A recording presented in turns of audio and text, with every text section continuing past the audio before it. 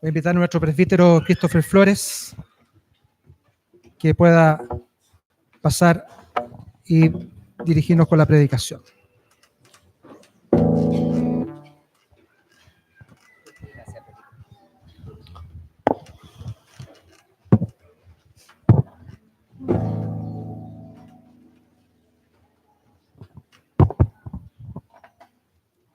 Me va a costar esto de estar con el micrófono todo el rato en la mano. A ver.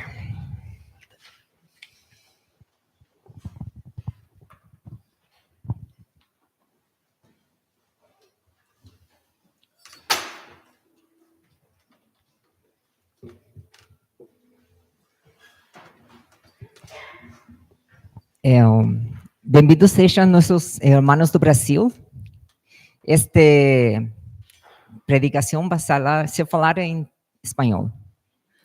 Perdão. Mas o nome desta predicação é Jesus, fator da mudança. Jesús, factor de cambio. Y lo vamos a encontrar en el texto que estuvimos leyendo de manera alternada en Juan capítulo 7, del versículo 10 al 24.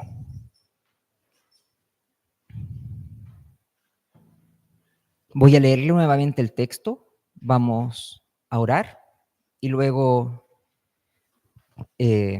expondré. Jesús capítulo 7, del versículo 10 al 24.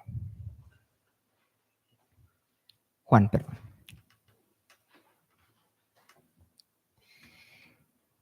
En mi Biblia dice Jesús en la fiesta de los tabernáculos como título. Pero después que sus hermanos habían subido, entonces él también subió a la fiesta, no abiertamente, sino como en secreto. Y le buscaban los judíos en la fiesta y decían, ¿dónde está aquel? Y había gran murmullo acerca de él, porque entre la multitud, pues unos decían, es bueno, pero otros decían, no, sino que engaña al pueblo. Pero ninguno hablaba abiertamente de él por miedo de los judíos.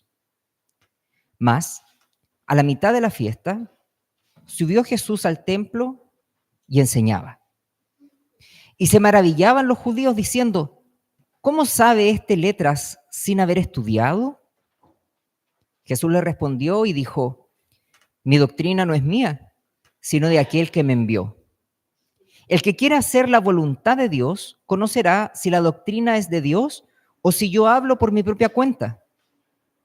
El que habla por su propia cuenta, su propia gloria busca.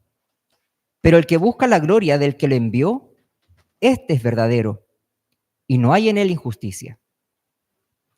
¿No os dio Moisés la ley y ninguno de vosotros cumple la ley? ¿Por qué procuráis matarme? Respondió la multitud y dijo, demonio tienes, ¿quién procura matarte? Jesús respondió y les dijo, una obra hice, y todos os maravilláis. Por cierto, Moisés os dio la circuncisión, no porque sea de Moisés, sino de los padres. Y en el día de reposo circuncidáis al hombre. Si recibe el hombre la circuncisión en el día de reposo, para que la ley de Moisés no sea quebrantada, ¿os enojáis conmigo porque en el día de reposo sané completamente a un hombre? No juzguéis según las apariencias, sino juzgad con justo juicio, dice el Señor. Oremos. Padre Celestial, estamos ante tu presencia, Señor, en tu día, en el día del Señor, para que tú nos instruyas. Venimos, Señor, a este lugar a reunirnos con nuestros hermanos, Señor, para estar cerca de ti, porque sabemos que te necesitamos. Y en tu palabra, Señor, encontramos el alimento que requerimos para resistir, para continuar, para crecer, para edificar nuestra vida, no solo espiritual, sino también física, porque tú, Señor, lo completas todo.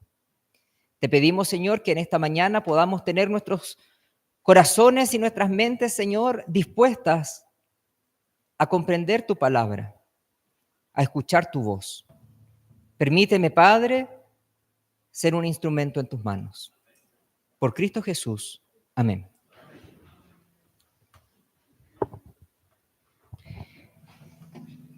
Hasta ahora, mis hermanos, hemos visto cómo Jesús ha ido desarrollando su ministerio. Estamos en una serie de predicaciones del Evangelio de Juan. Ya vamos en el capítulo 7. Hemos contemplado cómo Jesús cauteloso ha ido cumpliendo los tiempos de su Padre que lo envió. Escogió a sus discípulos, comenzó a enseñar en las sinagogas.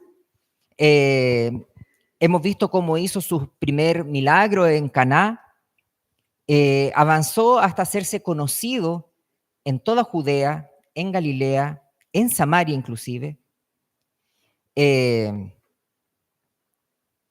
Hizo algunos milagros que los hizo menos en público, no los hizo en público.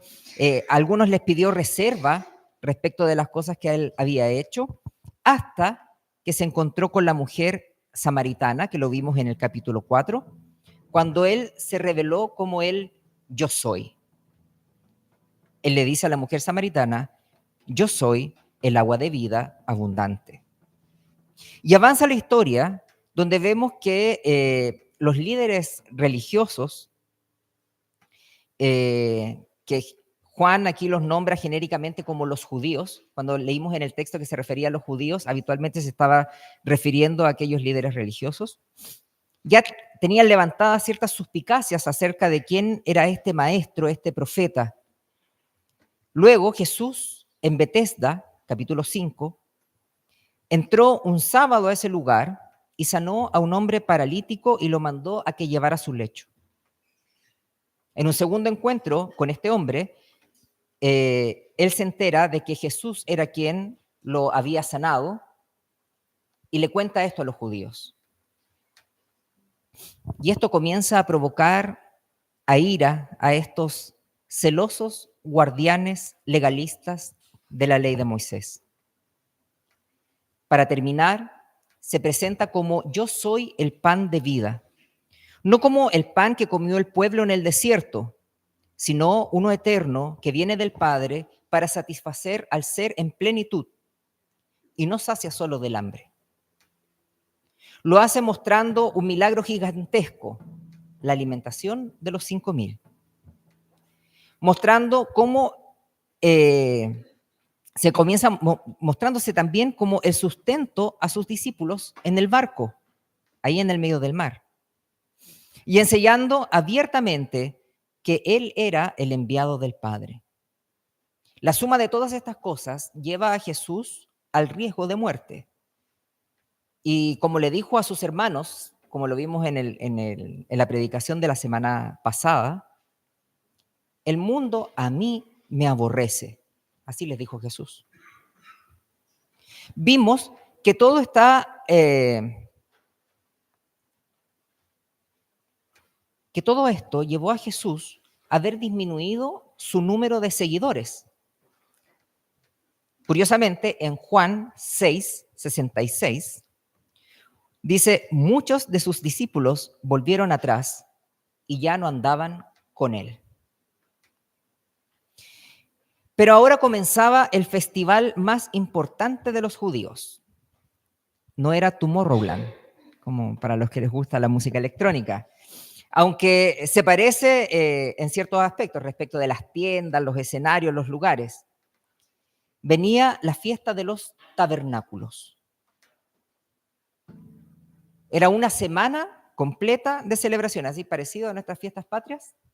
Era una semana completa de celebración entre septiembre y octubre, parecido a fiestas patrias,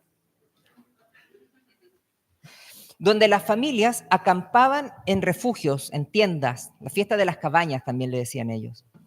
Eran unas tiendas temporales que ellos construían en sus propias casas, en los patios de las casas o en las azoteas planas, en los techos de las casas. Y en esa fiesta ellos recordaban la fidelidad que había tenido Dios con ellos durante su peregrinar en el desierto, al salir de Egipto y alcanzar la tierra prometida. Esta fiesta coincidía con la cosecha de la uva y la cosecha del olivo. Interesante. La uva con la que se hace el vino, el olivo con la que hacemos el aceite. Y el pueblo realizaba algunos ritos específicos respecto del acopio de agua. Yo soy el agua, dice Jesús. Y el uso de lámparas encendidas. Yo soy la luz, también dijo Jesús. Así, su familia completa, sus hermanos, lo vimos en el capítulo, los versículos anteriores, la semana pasada, iba de Galilea a Judea a celebrar la fiesta, pero Jesús se resistió a ir abiertamente porque eso no ayudaba a su ministerio. Fue cauteloso, pues al exponerse sería presa de los líderes religiosos que pretendían ya matarle, pues les ha ocasionado ya suficientes dolores de cabeza a este Jesús. Y como leímos, las murmuraciones respecto de su persona estaban a la orden del día. Aquí es donde a mí me gustaría enfatizar algunos puntos que voy a intentar desarrollar en el sermón. Son 4, no son 3. Dice, Jesús es eficiente en la misión porque sabe cuándo, dónde y cómo actuar. Jesús es eficiente en la misión porque sabe cuándo, dónde y cómo actuar. Segundo, la persona de Jesús es causa de división, pero es una división provocada por la luz de la verdad. Jesús, causa de división. Tercer punto, Jesús nos cambia la perspectiva. Jesús nos cambia la perspectiva.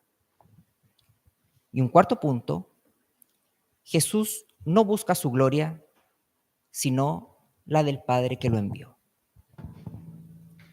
Estos 4 puntos voy a intentar desarrollarlos a lo largo de este sermón. Digo que Jesús es un eficiente comunicador del mensaje de salvación, porque en los 6 capítulos anteriores del Evangelio de Juan, le hemos visto hablar con distintas personas de manera individual y privada, como la mujer samaritana, como Nicodemo, etc. Lo hemos visto hablar o interactuar con los líderes religiosos, lo hemos visto hablar e interactuar con sus discípulos, lo hemos visto actuar e interactuar con las multitudes. Y a todos les entrega un mismo mensaje, pero de diferente manera. ¿Para qué? Para que en cada uno de ellos el mensaje haga sentido. ¿Podría Jesús haberle hablado a la mujer samaritana en términos teológicos complejos y altamente espirituales? Difícilmente. Él la descubre completamente en lo que llevaba oculto en su corazón, y eso es lo que a ella lo hace reconocerlo a él como el Salvador. Con Nicodemo habló espiritualmente. Nicodemo, al parecer, era más carnal. Así que lo que le evidenció, que su erudición estaba falta de fe verdadera, que es lo que está depositado en Jesús.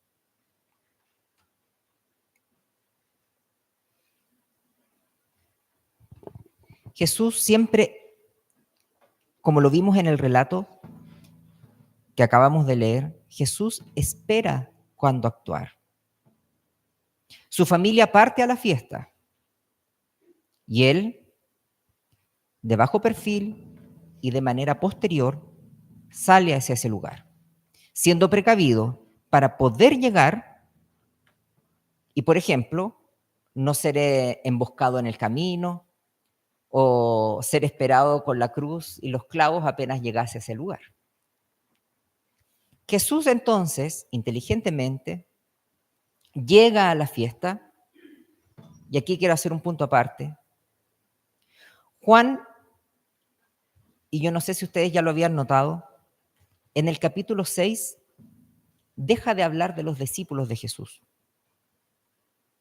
Juan se comienza a centrar exclusivamente en la persona de Jesús. De hecho, no vuelve a nombrar a los discípulos de Jesús hasta el capítulo 9. En los capítulos 7 y 8 vemos a Jesús interactuando con el pueblo, con los judíos, con su familia, pero no con sus discípulos. A mí me llamó la atención. Pero como les decía, eso es un punto aparte. Jesús entonces no va a Judea, o donde se iba a realizar esta fiesta de los tabernáculos, en las caravanas grandes, junto con su familia, con sus amigos, con todo el grupo de personas que se esperaba que llegaran el día comprometido, sino que va aparte, va solapadamente, para no levantar polvo delante de él. Jesús es eficaz porque logra llegar y logra entregar el mensaje del Evangelio en el templo.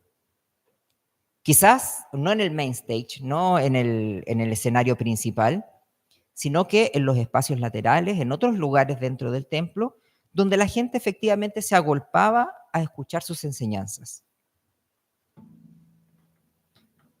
Nota práctica, querida Primera Iglesia Presbiteriana de Santiago, que que tenemos la visión por delante de una iglesia que necesitaba revitalizarse a una iglesia misional, evangelista, plantadora, doctrinaria, confesional. Hermanos, imitemos a Cristo al momento de predicar el evangelio. Leamos una vez más las maneras que tenía Jesús de hablar con las personas, lleno de misericordia y verdad. El celo con el que defendía la voz de su Padre, la cautela en la toma de decisiones, aprovechando cada oportunidad posible para levantar el nombre de Dios. Hace algunas semanas atrás, con mi familia, con Débora, con las niñas, estuvimos participando en un servicio porque había fallecido la hija de una hermana que es parte de la familia de mi esposa. Y en el servicio, en la iglesia, había un hermano, varios hermanos dieron testimonio de esta hermana que había fallecido, pero un hermano en particular daba testimonio de ella, diciendo que cuando la había visto la última vez en el templo, le había preguntado: oiga, mi hermana, ¿cómo le ha ido a usted en su nuevo trabajo? Y ella le contestó: bien, gracias al Señor, ahí estamos predicando. Aprovechar cada oportunidad posible para levantar el nombre de Dios. Cuando partas de este mundo, hermano, hermana, ¿podremos dar testimonio de ti que predicabas del Señor en toda ocasión? ¿En tu trabajo? Ella era una guardia de seguridad de un hospital. ¿Podremos decir eso? ¿Que sabemos ocupar las oportunidades que nos da el Señor para hablar de Él? ¿O callamos? Jesús era cauteloso, pero no dejaba de hablar. El Señor nos permite ser tan eficientes y eficaces como Él para propagar el Evangelio, que el Señor nos permita eso. Pero tengamos en cuenta lo que acarrea predicar a Cristo. Jesús ya se lo había dicho a sus hermanos: el mundo no los aborrece a ustedes, me aborrece a mí. Hablar la verdad de Cristo va a provocar en las personas que nos aborrezcan. Pasará que nuestros comentarios bíblicos van a causar repudio. Va a pasar que vamos a ser considerados cavernícolas, retrógrados, conservadores, entre tantos otros epítetos que nos podrán decir. Como les comentaba en el segundo punto, Jesús es causa de división, porque su luz separa la luz de las tinieblas. ¿Y cuál es esa luz? Versículos 14 al 16 dice: mas a la mitad de la fiesta subió Jesús al templo y enseñaba. Y se maravillaba con los judíos diciendo: ¿cómo sabe este letras sin haber estudiado? Jesús les respondió y dijo: mi doctrina no es mía, sino de aquel que me envió. Su luz es la doctrina de quien lo envió. Jesús genera división porque está viéndose amenazada la fe de los judíos. Amenaza la fe de ellos, amenaza sus rituales, amenaza su poder, su sistema de poder eclesiástico. En el versículo 19 dice, ¿no les dio Moisés la ley y ninguno de ustedes la cumple? ¡Wow! Jesús entonces aparece encarando, criticando abiertamente la manera en que los líderes religiosos han encaminado al pueblo hacia la religiosidad y hacia la pérdida del sentido profundo de las cosas. Jesús causa división, pero es una división que busca la verdad de Dios, busca la purificación de las doctrinas de la iglesia, busca la plenitud de su pueblo, busca la redención de su pueblo. Y esto se ve visto de manera práctica, que esta división es generada por la resistencia a creer en Él. Si Jesús se apareciese en ese momento frente a estos líderes religiosos con la luz de la doctrina, la que ellos no podían cuestionar, porque Él efectivamente hablaba lo que los escritos decían, si se hubiesen convencido fehacientemente de que así era, no hubieran generado ninguna resistencia y hubieran estado con Él. No hubiese causado división, pero sí los causó porque generó resistencias a creer en Él. El liderazgo judío se resiste a creer que este pobre hombre galileo sea el Mesías prometido, pues ellos se habían prefigurado de una manera diferente a este poderoso guerrero, líder absoluto, una especie de Thor, y no esta cosa que había llegado como una especie de maestro Yoda. El pueblo ya tenía su sistema religioso establecido. Hay una ley. Hay quienes la enseñan, hay quienes la resguardan, hay quienes dirigen, hay quienes guardan las tradiciones y los ritos, hay quienes resguardan que se cumplan las fiestas y que por sobre todo se cumpla la ley.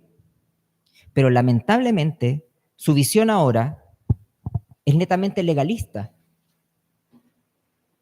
Y esto les otorga poder a los principales de las sinagogas. Dejó de existir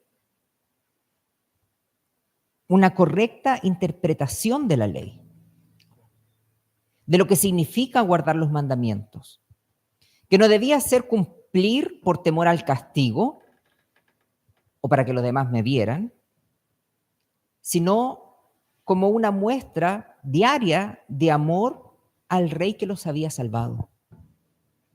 Así, una vez más, el pueblo buscaba un rey, un Mesías, conforme a su propia medida y no según el corazón de Dios, según se les había entregado las distintas profecías hace ya más de 400 años.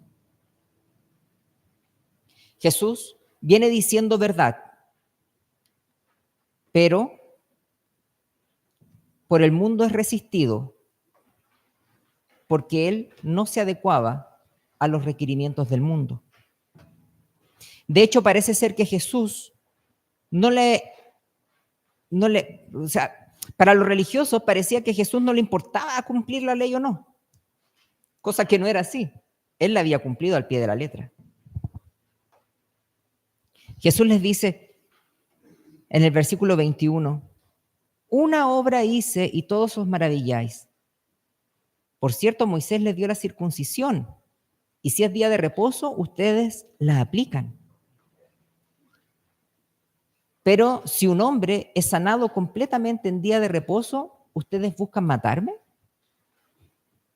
Me están juzgando por apariencias y no con justo juicio. ¿Recuerdan la sanidad del paralítico en Betesda? Y aquí viene el tercer punto de la predicación de hoy día. Jesús nos cambia la perspectiva. Recordemos esa sanidad que ocurrió en este hombre. 38 años. 38 años. Paralítico, esperando tener sanidad. No podía llegar al pozo donde podía ser sanado. Por sus propios medios, jamás pudo. No tuvo quien le ayudase. Un hombre, 38 años, que siempre ha luchado solo con sus propios escasos medios para intentar sanarse a sí mismo.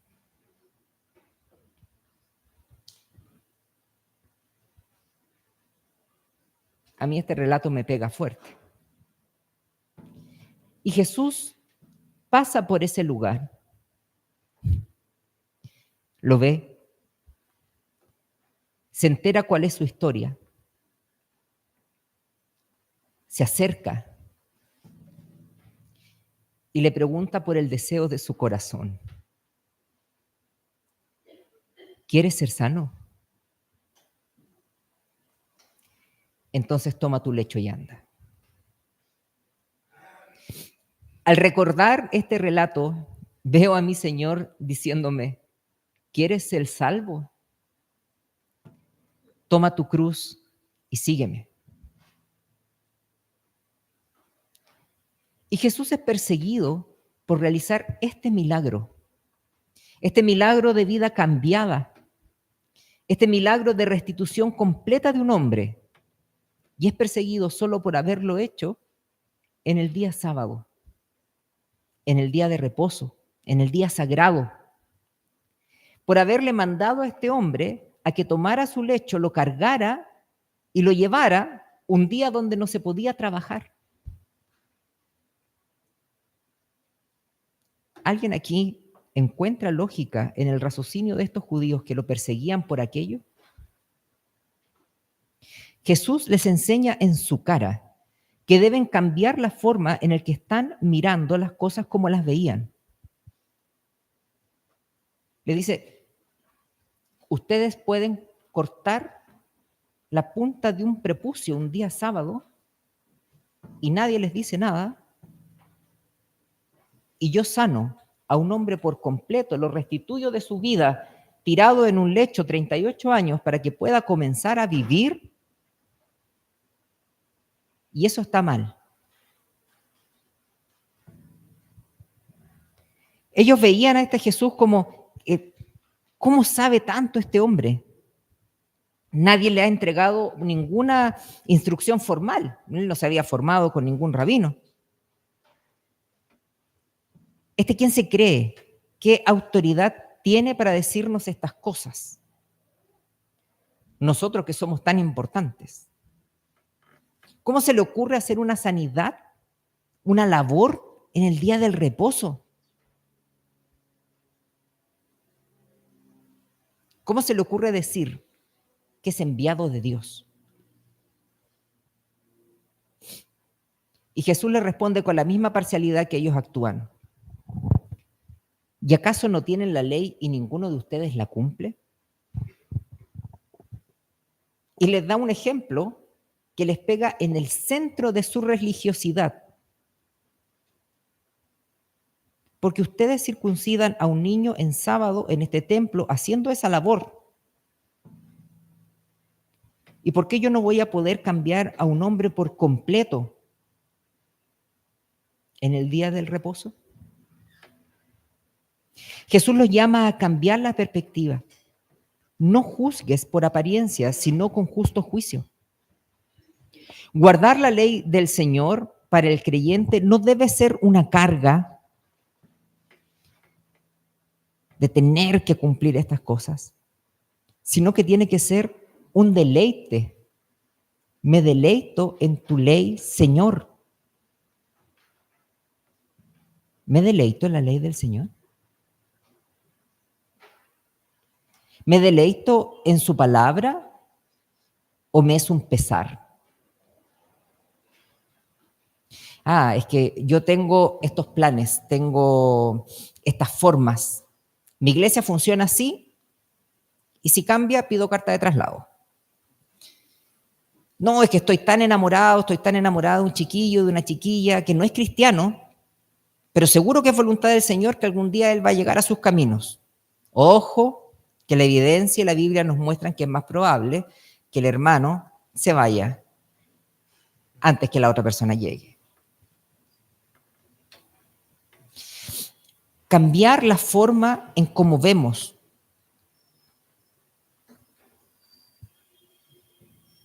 Cambiar la forma en cómo, por ejemplo, las multitudes veían a Jesús. Espero que no lo veamos así, como un maestro, como un hacedor de milagros, sino que Él nos invita a que lo veamos como lo que Él es, como el Mesías prometido, el reconciliador del hombre con Dios, como el Hijo del Hombre que viene a aplastar la cabeza de la serpiente. Dejar de ver el peso de la ley que Él cumplió para deleitarnos en su soberanía y en su gracia. Aprender que no solo de pan y de las preocupaciones que nos conlleva conseguir el pan, vive el hombre, sino que de las palabras de vida eterna que vienen del Señor, así como lo reconocieron sus discípulos hace poquito, al finalizando el capítulo anterior. La alimentación de los 5.000 fue una gran demostración, pero no es para ver a Jesús como un hacedor de milagros, sino que nos enseña a que Él es el que sustenta. Él nos muestra que hay una ley que por amor de su nombre debemos procurar cumplir, no por miedo al castigo, sino como forma de dar la gloria al Padre, con el fin de levantar su nombre en medio de las naciones,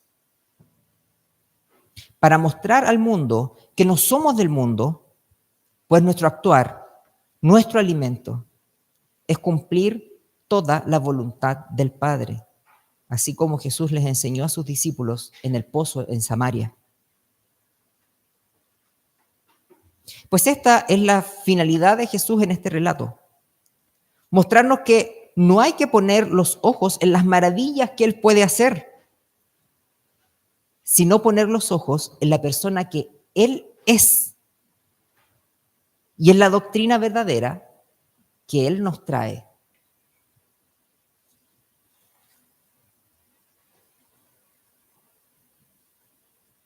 No debemos mirar lo que Él hace o deja de hacer, sino como Él es el Hijo de Dios en medio nuestro, trayéndonos sanidad, salvación, una vida renovada, una vida segura, una vida escondida en las manos del Padre. Como Él nos da una renovación integral de nuestro ser, que nos permita cambiar nuestra cosmovisión y nos hace relacionarnos con Dios y su creación de una manera sana y armónica. La luz de su palabra nos lleva hacia la gloria de Dios. Versículo 18 dice: el que habla por su propia cuenta, su propia gloria busca. Jesús les dijo: yo no hablo de mi propia cuenta. Mi doctrina no es mía. Pero el que busca la gloria del que lo envió, este es verdadero y en él no hay injusticia. Mi doctrina es de aquel que me envió.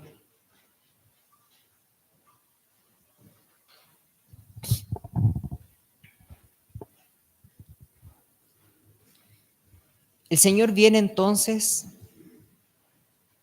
a cambiar nuestras prioridades para que demos la gloria al Señor con nuestras vidas. A cambiar la búsqueda del éxito por la evangelización. Cambiar el dinero por el servicio. Cambiar la comodidad por el trabajo en los campos del Señor. Cambiar nuestra religiosidad por el ministerio misional vivo. Cambiar los prejuicios por amor y misericordia hacia los demás. Cambiar nuestras ideas de cómo son las cosas por la verdad. Cambiar los tiempos de ocio muertos por una vida devocional viva. Cambiar aquellas cosas que no nos edifican por aquellas que sí lo hacen.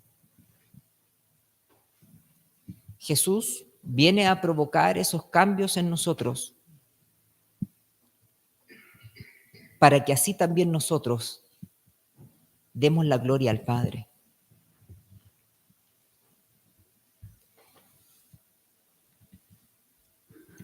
Yo no sé cuántos de los que hoy nos acompañan creen en este Cristo. No sé cuántos ya han visto sus vidas cambiadas. Lo que sí sé es que si alguien aún no lo ha experimentado,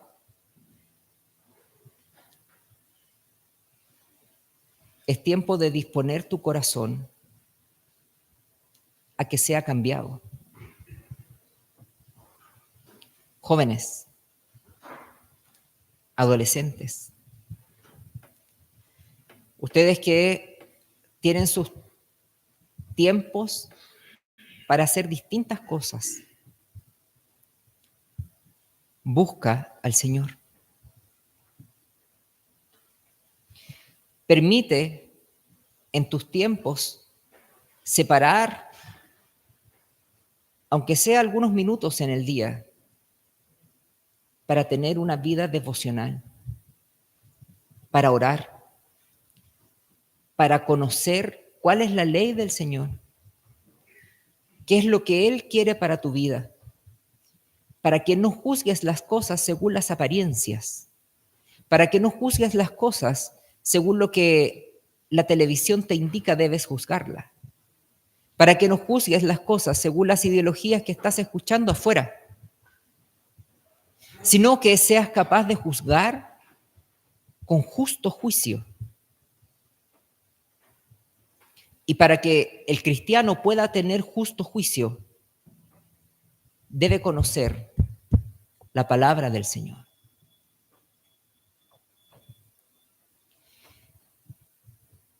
Si quieres tener una visión clara de qué es lo bueno y qué es lo malo, estudia la Biblia.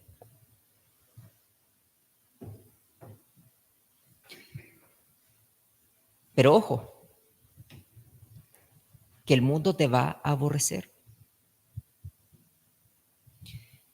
Jesús le dijo a sus hermanos, a ustedes el mundo no los aborrece porque ustedes están ahí. Y el mundo ama lo que es del mundo.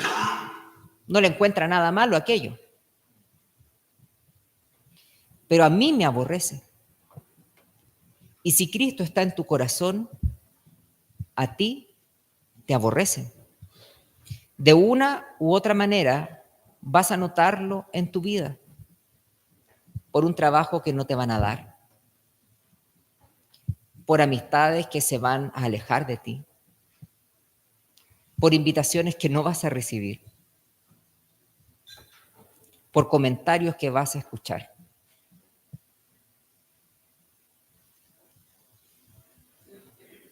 Pero ¿qué es mejor? ¿Estar a las buenas con lo que en el mundo hay? ¿O poder ver las cosas de manera justa, así como Dios, así como Jesús te enseña?